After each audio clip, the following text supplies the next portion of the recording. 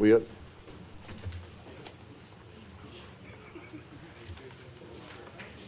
Mark, you up? You are? Okay. Good morning, everyone. Today is Tuesday, May 27th, 2025. It's now 10:02. We're here for the regular session of the Hunt County Commissioners Court meeting. This time I'll call the meeting to order and ask everyone to stand. And Mark, would you lead us in prayer followed by the pledge? Heavenly Father, we thank you for this opportunity to gather together to serve our community, to serve you. We ask that you would give us wisdom, that everything that's said and done would be pleasing in your sight and for the good of those that we serve. Thank you for all the many gifts that you've given us in life, and ask that we not take them for granted, but give you thanks in every way, every day. And it's in your name we pray. Amen. Amen. I pledge allegiance to the flag of the United States of America and to the republic for which it stands, one nation, under God, indivisible, with liberty and justice for all. Honor the Texas flag. I pledge allegiance to thee, Texas, one state, under God, one, indivisible. Thank you, everyone. We have Commissioner Hutchins, Monroe, Smith, and Harrison present. I'm Judge Stovall presiding over the meeting today. Commissioners, you have the minutes from May 13th, 2025. Entertain a motion for approval. So moved. Second. Got a motion second. All in favor say aye. Aye. All opposed? Motion carries. At this time, we'll have public testimony. Speakers are limited to 3 minutes and should conduct themselves in a civil manner. The Commissioners Court cannot take action on items not listed on the agenda in accordance with the Texas Open Meetings Act. Concerns will be addressed by county staff. They may be placed on a future agenda or addressed by some other course of response. Do we have anybody wish to speak to the public today? If not, I'll close the public hearing. We have no old business, new business. On the consent calendar, let's do items 1, 2, 3, 8, 9, and 10 and pull let's pull 4 through 7. Entertain a motion. Your Honor, I would like to also discuss 8 and 9 further.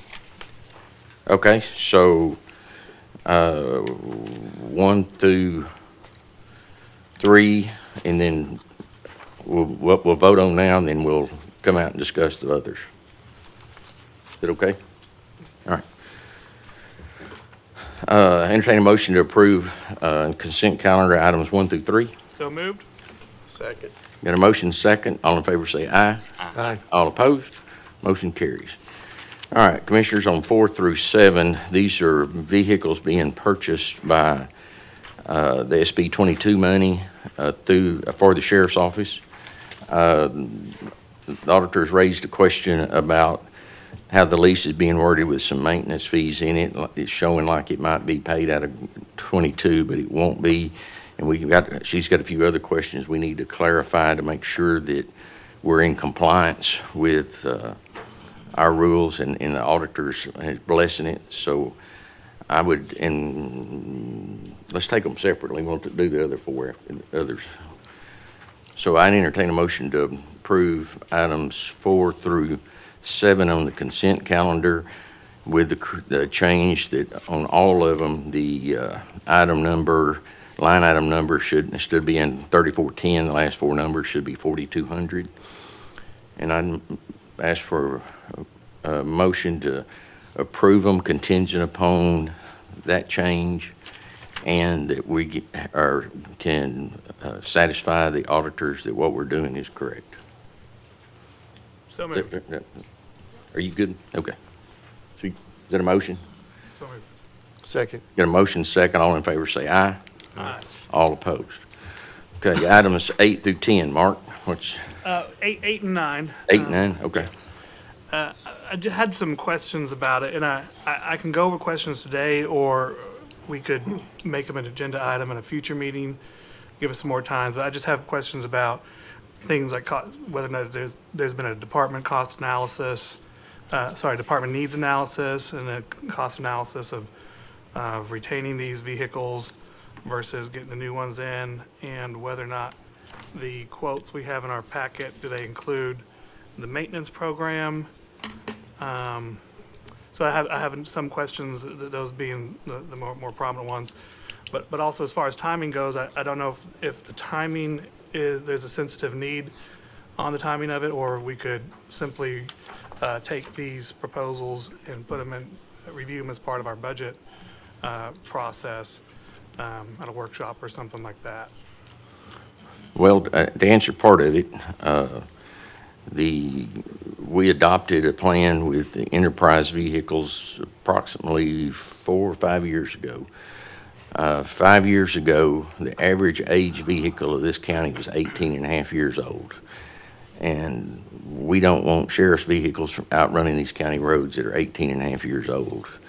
And we wear them out to the point that the maintenance is so high that the enterprise has been a lot better deal for us. They manage our fleet for us. They keep up with everything but the sheriff's office. They won't do the maintenance plan with the sheriff's office because of the high speed and the abuse some of those cars take in doing their job. The rest of it is they manage it and tell us. Now, there's several vehicles that have come through the first 4-year cycle of the lease, and they've told us this one's going to hold its value. It's got low mileage. Y'all keep that one.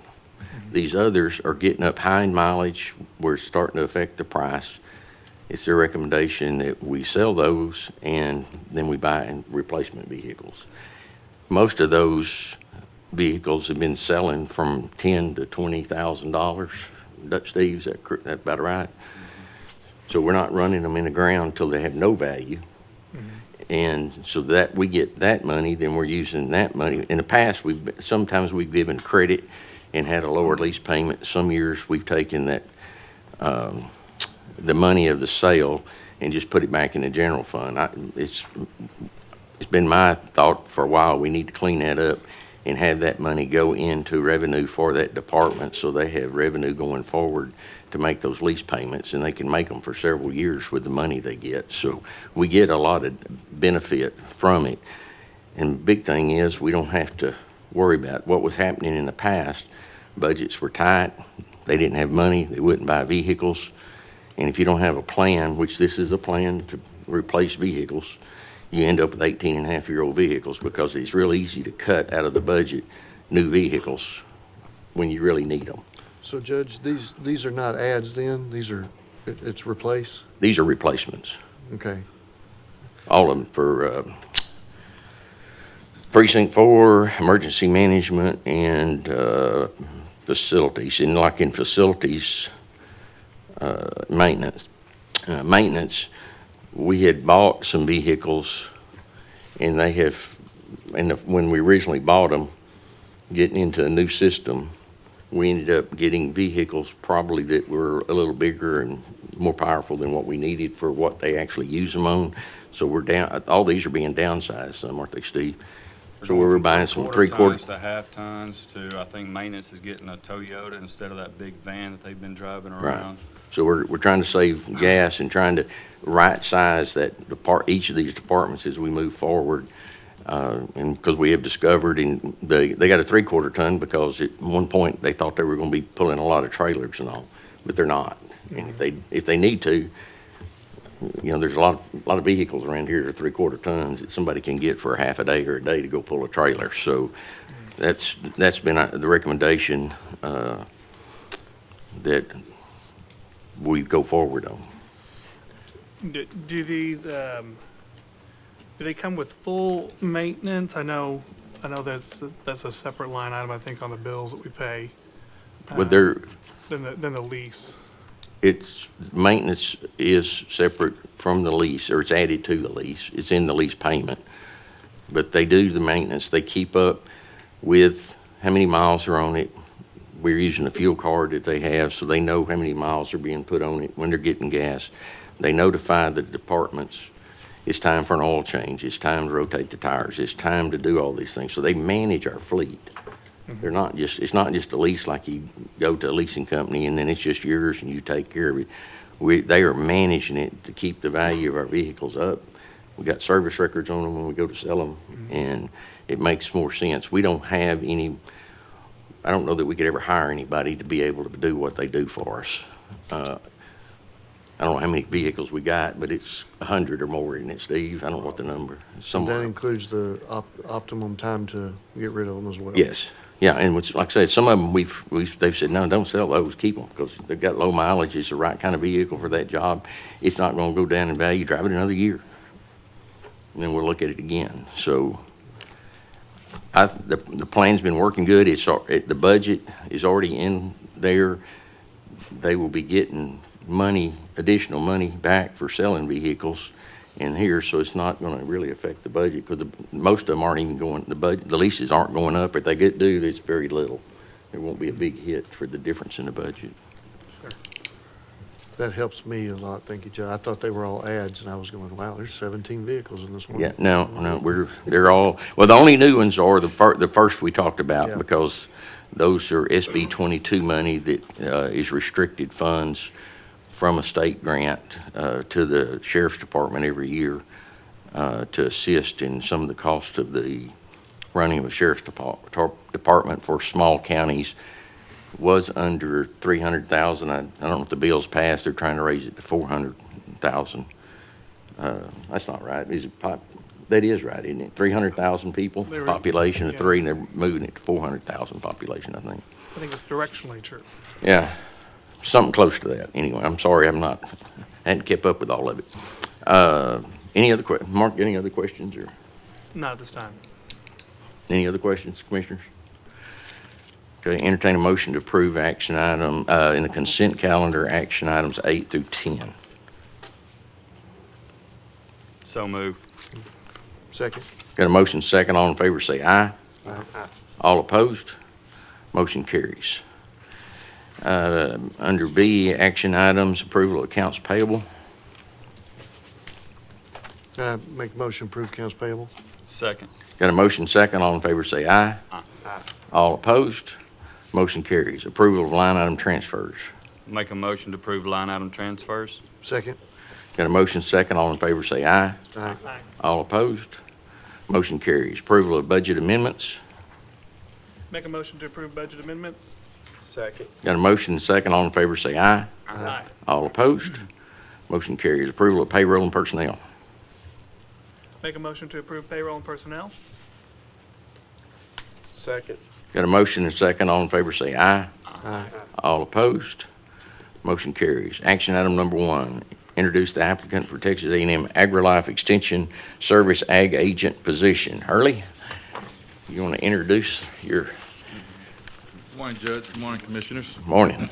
It's a pleasure to be in front of you all this morning to introduce our applicant for the Texas A&M AgriLife Extension Ag position. We have Mr. Ian Zeringue. He was a route technician and safety coordinator for Terminex for the last 7 years. Prior to then, he was an ag teacher at Sotillo for a year, also an ag teacher at Hawkins ISD for a year, and spent 3 years at Marshall ISD as an ag teacher. His educational background included a BS in agriculture education from A&M Commerce. And so we had opportunity to interview about 8 to 10 individuals about a month and a half ago. And he actually rose to the top as our top applicant for the position. So we had him to come visit with the staff, and I think also with the judge, I believe.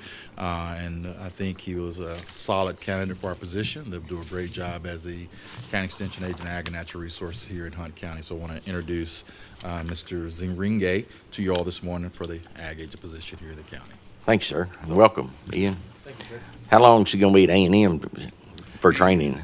He'll actually start June the 9th, and that first week, June 9th, he'll be in College Station for that week, and then he'll come back to the county that Monday. So the middle of June, he'll be here full-time? Whatever, June Perfect. 14th, 15th, whatever Yeah. it is. He'll be back here in the county. Great. Ready Look forward go. to it. So, yeah, glad to have him, so. Yep. All right. Commissioners, got any questions? Welcome to Hunt County. Thank you. I'm glad to be here. Thank you. Thank y'all, appreciate You it. bet. Action item 2, discuss and possibly take action on a proposed contract with Genie Enterprises on-demand translation services that will be billed monthly based on usage. Joel, you want to brief us? Yes, thank you. Thank you, Judge. Thank you, Commissioners, and thank Judge Cruz for being here to present this service to y'all. What we're asking for is to enter into a contract with Genie. It's an on-demand translation service. We really needed to fill in the gaps in services that we have regarding translations in the court. It can also be used for other departments. We did have a presentation of how Genie would work with other departments that were able to come and watch that presentation. The letter that I submitted more or less addresses everything. If there are any questions that you have, I'd be more than happy to answer. If there are any questions that Judge Cruz can answer, I think he'd be happy to answer those as well. I assume the other judges are on board? I've talked to the other judges. They are on board to the extent that some judges may use it more than others, but we all do identify that there is that need for it. Briefly to everyone, I would say the translation services are very difficult to get in Hunt County, and they are very expensive. Most of the individuals that we contract out with on an individual basis to translate, we have to schedule months or weeks in advance, and most of them charge high fees, $150 an hour potentially, and they have usually a 3-hour minimum, and they have a cancellation policy. Whereas Genie, we can use it anytime, and for Spanish speaking, I believe it's 80 or 85 cents a minute, and you're only charged for the amount that you use. Now, we still need certified and licensed translators at certain times, but we wouldn't need them as much if we were able to use this program. Will it be will they be remote? It would be remote. Most of it can be done by Zoom or a Zoom equivalent where you can see them when you're translating. Sometimes you can use it by phone if you do not have access to internet, so you could use phone. But for example, other departments, if they have a need, they could use it. The other thing is it's not just for Spanish. I believe they have over 300 languages, so on those instances where we do get someone that speaks a language other than Spanish and it's difficult to find, you can get online and on that app in 15-20 seconds you can have someone that speaks that language. Also, they do American Sign Language, which is an important thing to have as well. But any questions? Have you checked with IT to make sure everything is functional with? Yes, everything is functional, and you can download it onto an app. You can download it onto your computer, and it will be no problem. So could law enforcement use it if they are out in the field and pulling somebody over? And Absolutely. It is something that if law enforcement wanted to use, if they were in the field, as long as they already had it on their app, on their phone, if they pulled over someone that didn't speak English, or if they responded to a call that person didn't speak English and they didn't have a translator at that time, they could get on their phone. 15-20 seconds later, they'd be able to have someone that speaks the language that they need. we charged by the number of apps we have, or? No, so we only charge by the usage, and so, now, this fills in a gap that we don't already have, so we'll probably see an increase. If the system does what we need it to do, we're gonna see an increased cost, and obviously, we'll be using it more.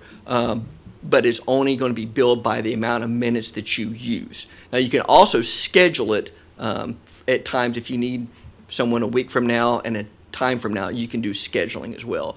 But the majority of time that we're going to use it, I think most people would need, would be on demand, where you just get on, select your language that you need, you press a button, and then 15 seconds later, you have that translator on your phone, on your desktop.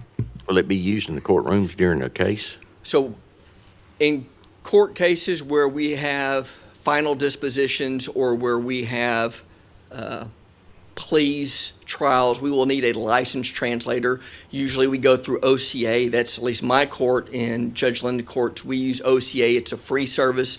Office of Court Administration provides a translator.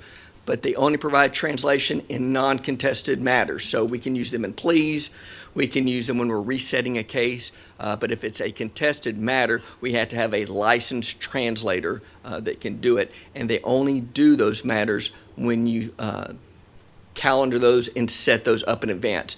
We can use this in court, at least in my court and Judge Linden's court. I can only speak to ours. We can use those on spur of the moment times whenever we don't know that the individual speaks Spanish and he needs a translator. We can pull that up to reset our cases so they can talk to an attorney, so they can go over certain papers, and we currently do not have that ability at this time. Okay. Any other questions? Does it impact court reporters at all? Are they, No, court reporters will still be used the same way. It's just we have the translator now. gotcha. Could that be something that we could use? The You could use it as well. commissioners? Anytime that you need it, the way it would be set up, if you do approve this, every department or every official or however y'all would like it could have their own login. And whenever you needed to use it, you could use it. And so it would be, you cannot use it unless you have a specific login. So we can assign it to whatever departments that y'all want to use it, and then they can use it. Sheriff, do you look at this program? We talked about it. You okay with it? It sounds like a good program. Joel, are you able to get a transcript afterwards? No, so currently they do not do that. In the conversations that we had with them, they said they're looking at that possibility and are trying to get to a point where you can do that. But currently that does not exist. But they did say that is something that they are working on.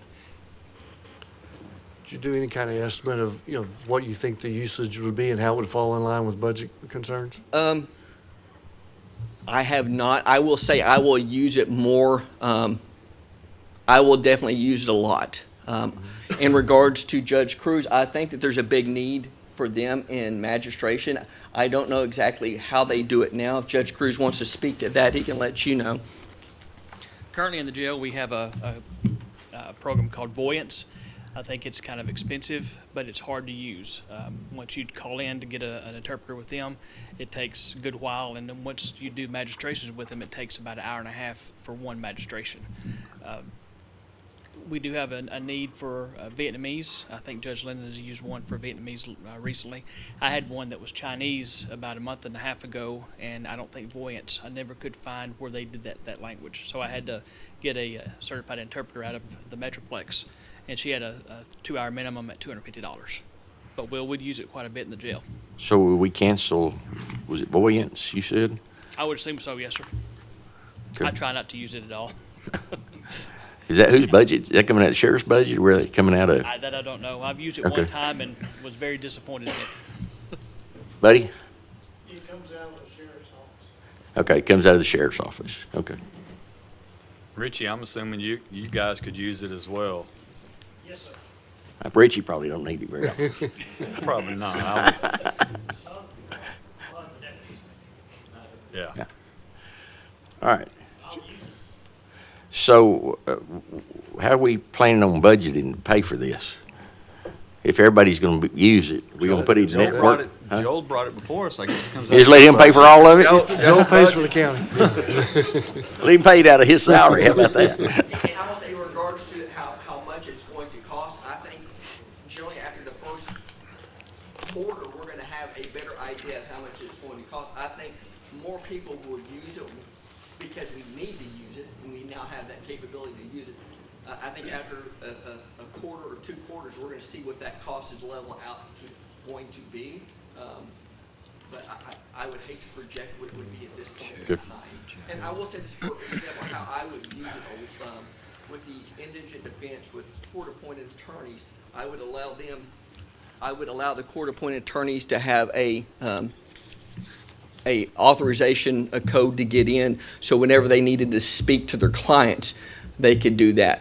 And that's where I'm going to see the largest decrease in what I spend, because if I'm paying $300 for a interpreter to go over to the jail with a defense attorney, or that interpreter to meet them at the office, I may, if it comes $300 and I'm only using it for an hour, I may be spending actually $68 or $58 on that. So I don't know how to bill it, how y'all want to bill it, or how it's going to be dispersed. But obviously, that's up to y'all, but it's something I think that will assist everybody. Okay. Well, and I think the nice thing is I'd like to also, after you've got a quarter of usage, I know it'll be in your environment, the usage, but kind of see how that goes, because I think it's a great tool.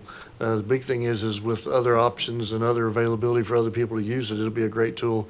Kind of let everybody else kind of see what the usage looks like and how they, because other people will have to figure out how to plan for this as well, including us.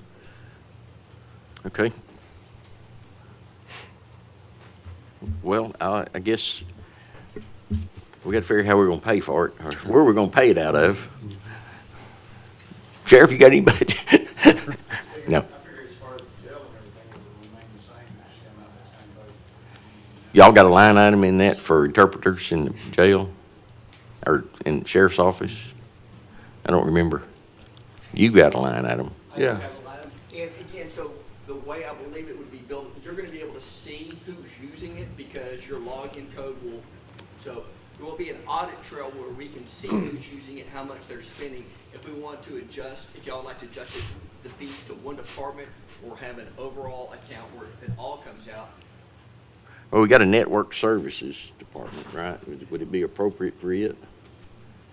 But y'all will be able to audit and see who's using it the most, how much each department is using it, and what the usage is. It will be able to be very clearly seen the usage rate and which departments are using it. The Sheriff's Department currently is using Voyant, as the judge had mentioned. And until this morning, I didn't know we had a concern or complaint about it. It's very minimal. We pay it out of the commissary account because it's the benefit of the inmates. And so it's not a line item, it's just a monthly bill that we get. And it's very minimal, if anything, for our usage. So are you thinking you might keep it until it and figure out if this works better or not in the jail? Well, no, I just need to inquire and find out what problems that the JPs are having in the arraignment process, and if we are, we'll need to change. Okay. So We it need would to, still come out of commissary. all right. Well, how about just table it for this meeting and figure out where we're gonna pay it from and let you check on that, and then we'll take action next time. Thank Fair you. enough? Fair enough. Is that all right with everybody? Okay. So we'll, table this till next time, or put it under old business, Jessica?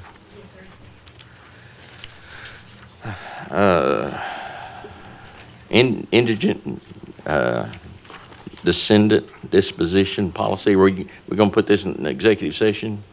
We could, or we could just table it till next meeting, send out an email, Daniel sent out an email. Yeah, I saw that this morning, okay. Yeah, and so we're waiting on those RFPs to come back. Okay. We'll have some better numbers. All right, let's add this to old business next time then. Action item 4, discuss and possibly take action on precincts having option to install poly culverts or galvanized culverts in the culvert permitting process. David? Okay, guys, what this is, I handed out paperwork to everyone. Just going to propose, right now, all we can install are galvanized steel culverts. And I was going to see if we could, if the court would agree on using polyethylene culverts. And the reasons why is that the steel culverts have a life expectancy of 20 to 40 years on them. Polyethylene culverts have a life expectancy of 50 to 100 years. 15 and 18-inch culverts, which we typically use, they're $200, a little over $200 cheaper for the poly culverts, so we have a cost savings there. Poly culverts are a little bit lighter weight. They can be moved by hand instead of having to move them around with the tractor. Poly culverts, you don't have to have a band when you join them together like you do the steel culverts. You have to have a band to join those to extend the length of them. So there's a cost savings on that. Poly culverts, they're a double wall. So on the inside wall, it's a smooth, the smooth surface on the outside, it's ribbed. So theoretically, water and debris should flow through those culverts better and not get stopped up as easy as a corrugated culvert. The internet, I did some study on them, they're comparable in strength when they're installed correctly. And then poly culverts are DOT approved. So that's, I would just like to see us where we could give an option to use steel culverts or poly culverts, either one. One thing where there'll be a great use also is like on for concrete driveways. I think if someone extends their driveway all the way out to the road, we need to make it mandatory that they use a poly culvert because it's not ever going to rot out. We have several right now in my precinct that are rotted out and they're underneath the concrete driveway. We have no way to replace those unless we cut the driveway, re-pour it. I mean, you're talking a major expense. So that was kind of, I wanted to open that up and see what everybody else's thoughts on that was. Do y'all put safety ends on these culverts now, or? No, sir. So David, I fundamentally am in agreement with you. Jason White, the Precinct 3 foreman, and I had this very similar conversation about 30 days ago at a subdivision where they were using those, and we agreed that from a cost, installation, longevity, not rusting out underneath you, and you can't see it till it's too late, that this was a good solution, that we need to find a better way to use it more often.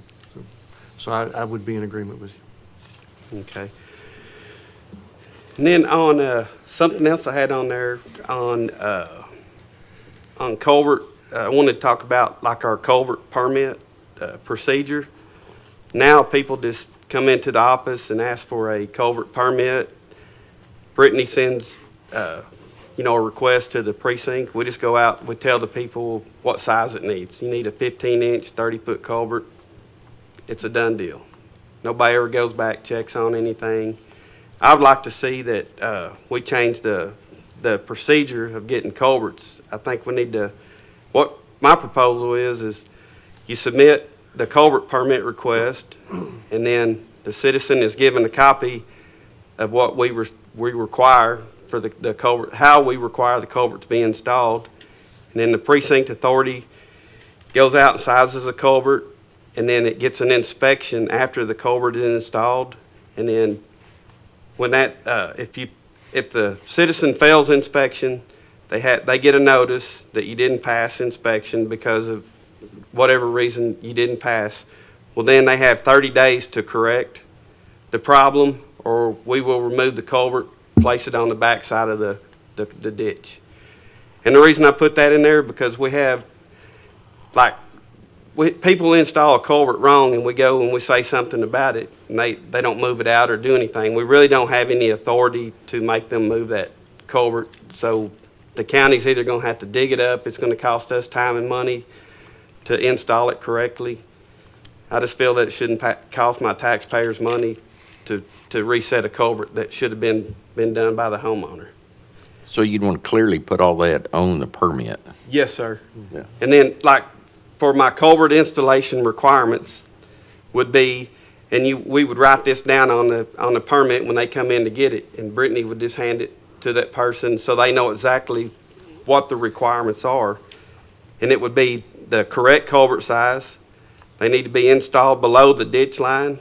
It needs to be running parallel with the ditch, and it needs to be installed on the correct grade. The complete culvert needs to be covered with the 6-inch, minimum of 6 inch of coverage. And then concrete driveways must use a poly culvert is what I would like to see. So you're allowing for concrete driveways then over culverts? What I'm saying is, I would prefer, if it were me, I would require a poly culvert underneath. If you're going to pour a concrete driveway, it requires poly in there. I understand, but obviously, according to policy, we don't allow concrete driveways out to the road over culverts. But we don't enforce it, But really. we I don't can say, enforce it. but we have a You're right. lot, right? We have a lot of them. Yeah. Well, So we need to look at changing that too. maybe add that. I mean, and we don't have to adopt this today. This was just something I was going to see if the court was on board with. Well, I kind of and- like it so- to marry the two, right? If you're going to have a concrete, drive, Then then you you do it have this to have way. the poly deal. It's a requirement, to do that. Yeah. Because obviously, we don't enforce not putting concrete drives in. Yeah. Why, do other county, I thought other counties charged to put culverts in. Can we not charge? We only put culverts in when it's one that's there that needs to be replaced. As far as a new install of a culvert, that's up to the citizen to put that in. Would it not be a decent option to think about putting them in yourself? That way you don't have to worry about a bad install, or, I'm just throwing it, I'm not a commissioner, I don't do that, so. Personally, I kind of like the idea of my guys putting it in. I know it's right and it's done. I've talked to some of the other like foremans and some of my guys in my precinct don't really like the idea of it because it's more work, but it eliminates a lot of problems. But There would have to be some talks with it, whether the citizen still buys a culvert and we just do the install, or there's some things that needs to be worked out with that. I'm good with the poly culverts though, for sure. Y'all want to work on it and bring it back next time? yeah, that's fine. Okay. All right, so we'll move this to, we're gonna be busy next meeting already. Move this to old business. Action item 5, the request for permission to install a single-phase overhead distribution line approximately 5 feet inside the south right-of-way line of County Road 1102 under normal stipulations in Precinct 1. Make a motion to approve? Second. Got a motion second, all in favor say aye. Aye. All opposed? Motion carries. Action item number 6, the request for permission to do work within the county right-of-way along County Road 1110. Encore will be relocating a utility pole out of the way of a new subdivision under normal stipulations in Precinct 1. Make a motion to approve? Second. Got a motion second, all in favor say aye. Aye. All opposed? Motion carries. Action item 7, the request for permission to install a 4-inch encasement, approximately a 50-foot bore, 3 foot below ditch line, 96 feet from 3623 County Road 2628. 30-foot ditch to ditch is approximately the width of County Road 2628 under normal stipulations. Make a motion to approve construction under normal stipulation. Second? Got a motion second, all in favor say aye. Aye. All opposed? Motion carries. Action number 8, the request for permission to install a poly approximately 1 foot inside, install a pole. I'm thinking about poly culverts again. You got it on my brain. Let's start over. Action item 8, the We can request. go ahead and approve them if you want to. The request for permission to install a pole approximately 1 foot inside the north right-of-way line of County Road 4615 under normal stipulations in Precinct 4. Make a motion to approve. Second. Got a motion second. All in favor say aye. Aye. All opposed? Motion carries. Action number 9, the interlocal agreement with the City of Wolf City for road repair work with material and labor costs to be paid by Wolf City. Whose precinct's that? It's mine. It- You got anything to add? This is a road that leads up to their water sewer plant. Their contractor has requested they do something about the road so they can continue to maintain it. Obviously, Wolf City has no way to do that, so they've asked us to come in and put some rock down and blade it for them. And obviously, they'll pay the cost of the labor and the material back. That's what this agreement's for. I'll make a motion to approve action item number 9. Second. Got a motion second. All in favor say aye. Aye. All opposed? Motion carries. Action item 10, a variance request for road frontage on a proposed family division at 7908 FM 118 Commerce, Texas. Brian?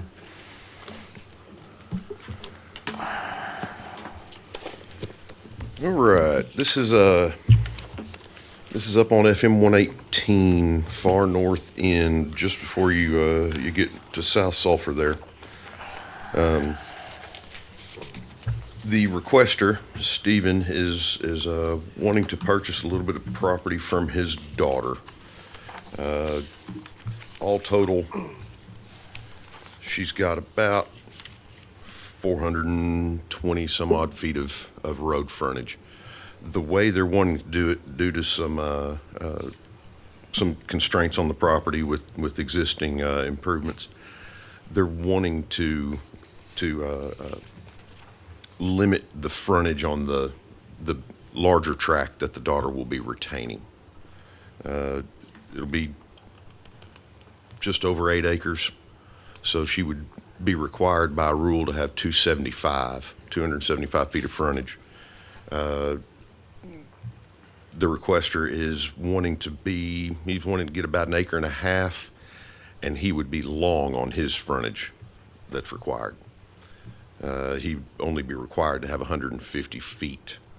So as you can see by the drawing I gave you, he'd have quite a bit more. There again, there's some kind of odd geographic constraints there with the driveway and some of the existing improvements, so.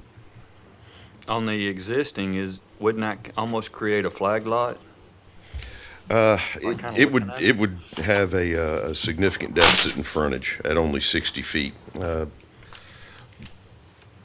Definition of flag lot is having a narrow strip that accesses Multiple. a larger tract of multiple property people. behind it, so.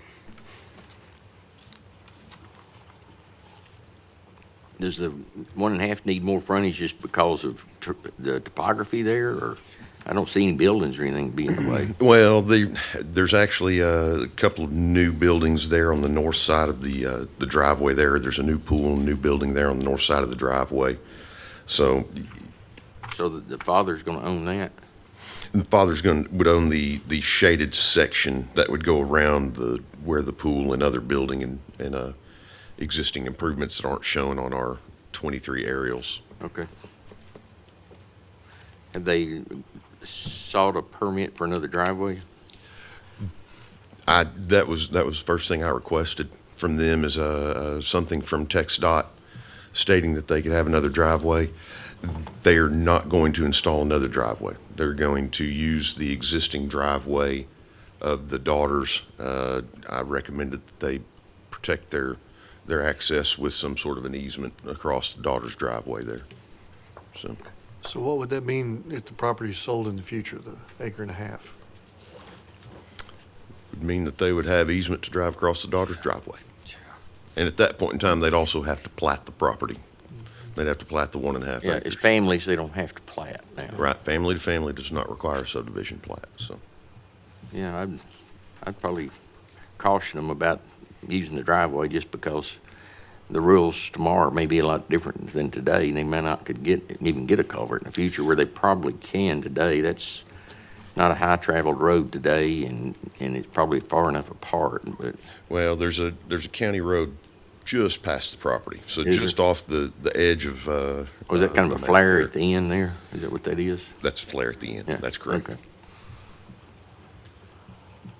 So Brian, is there adequate road frontage that they could comply with subdivision regulations? They'd be shy about 25 feet from what would be required to meet the subregs. So they're just doing this to get the improvements? They're doing this to get the area needed to put their house up front and to dodge the existing improvements that are there that the daughter has.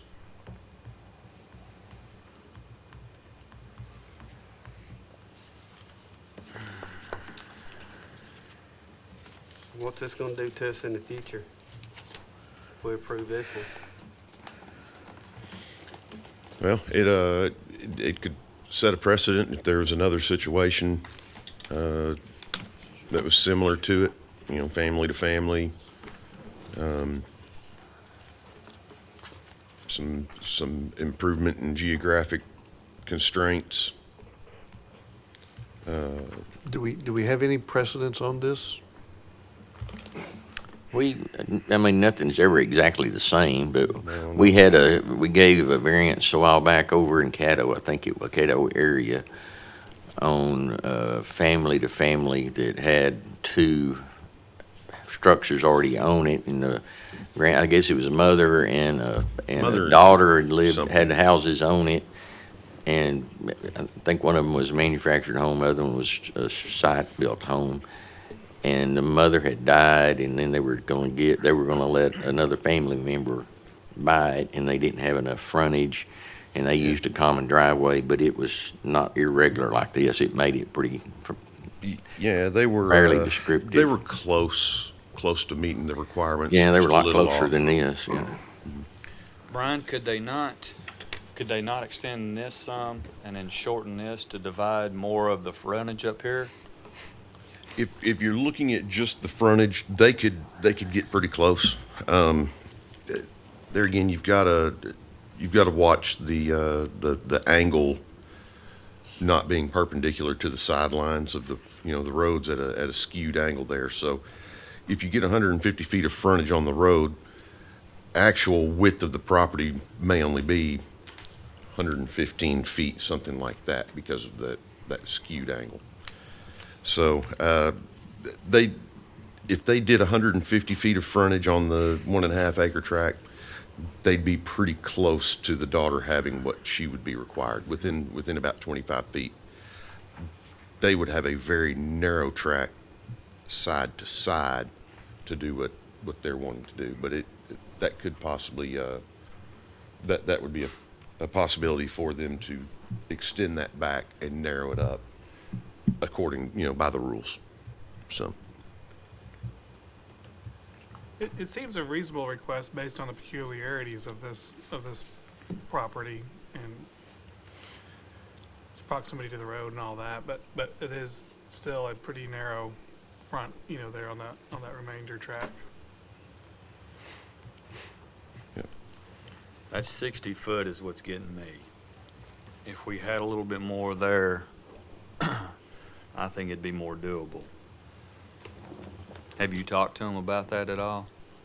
They're willing to do something like that? I've not discussed the possibilities of reconfiguring and pushing it around, kind of changing the layout of it. So, Do you think they'd be open to it? Steve, y'all can come up, guys.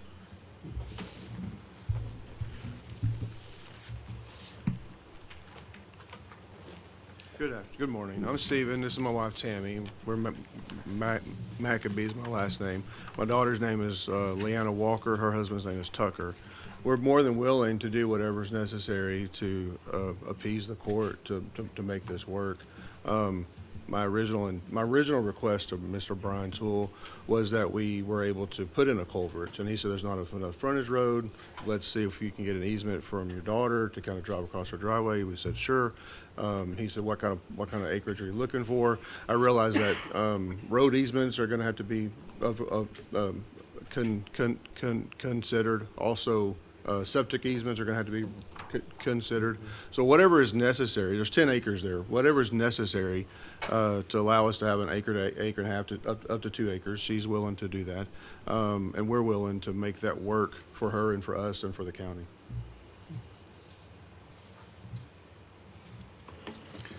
I think we get together with Brian and see if we can't come up with a little bit better scenario here. It sounds like we can. You guys are willing to work on it. Sure, absolutely. With Brian and myself or whatever. I think we can get something worked out on this. Okay, thank you. Appreciate that. So you want to table it? Yeah. Go look at it Yeah. and see if you can work something Yeah, out? we'll put it on for next court. Jessica, you already got the agenda made next time. Judge, I make a motion to move everything else to next court. Withdraw my motion. Me. Let's see, where am I? I have to flip this over. 11. I know, but I lost it. Flip that over. I think I took mine.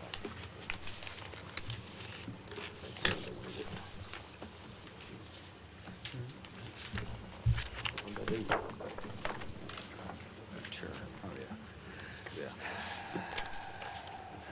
We can work something. Let me have your number, please.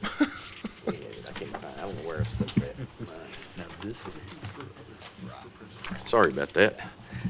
Number 11, civil plans for Campbell Tiny Home Park. Brian? Okay, this is up in Precinct 4 next to Sand Hills Golf Club, Golf Course, Country Club, whatever it is. We've had this one now for a while. We've had couple of meetings with the developer and been back and forth with their engineer, our engineer and their engineer, and they've got it worked out to where they've got the plans to meet all our specifications. They were having had some water issues. That's Malloy Water up in that area, small water provider. So they'd looked at possibly providing well water to the park instead of dealing with the water company. And the well digger had some issues, so they went back to Malloy, and they've got it worked out with Malloy to where they're going to have some upgraded lines, and they're going to be on Malloy provided water instead of well water on this park. Okay. Questions? Steve, your precinct? I reluctantly approve or make a motion to approve this. This is one of them where I wish our legislators would give us a little more authority, allowing certain situations, next to a golf course, nice homes out in this area, and we're gonna put old FEMA trailer houses out there in this neighborhood. I know our hands are tied. I know everything is done according to what we can approve, but this is something that I just don't agree with. Saying that, I'll make the motion to approve it, though. I guess I'll duplicate and second. Okay. Got a motion and a second. All in favor say aye. Aye. All opposed? Motion carries. Action number 12, the final plat of Valencia. That's not right. Rosa's Edition. You can say it. Feliciano Rosas Edition. This one's a little on the strange side. It's back down an existing private road that has been there for ever and ever and ever. The Rosas own a farm down there. They've got a ranch, an arena, and barn, and a whole bunch of stuff. And he is purchasing this little additional piece of property from the neighbor, kind of across the road from his barn, so that he can build on it and live there at his property. So his home's on the other side of the driveway, or his home will be on the other side of the driveway. His home is proposed to be on this lot that he's. Oh, so the barns and arenas, whatever's on the other side of the road. Correct. He doesn't live there on the other property, right? Not currently. Yeah. Not currently. And this is back down, this is in that County Road 2526, 2560 area. There again, this whole road's been there a long, long time, and it's been used as such for a long time, as long as I can remember.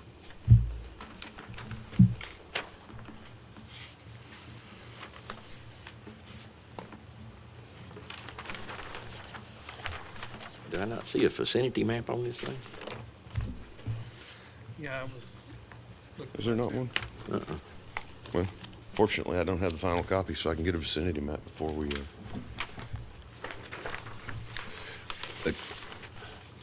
They probably didn't. No, they didn't. Any questions? Entertain a motion to approve with the condition on putting a vicinity map on it. So moved. Second? Got a motion and a second. All in favor say aye. Aye. All opposed? Motion carries. Thank you, gentlemen.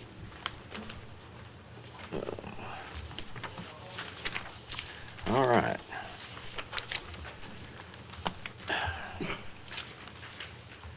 Is there anything else before the court today?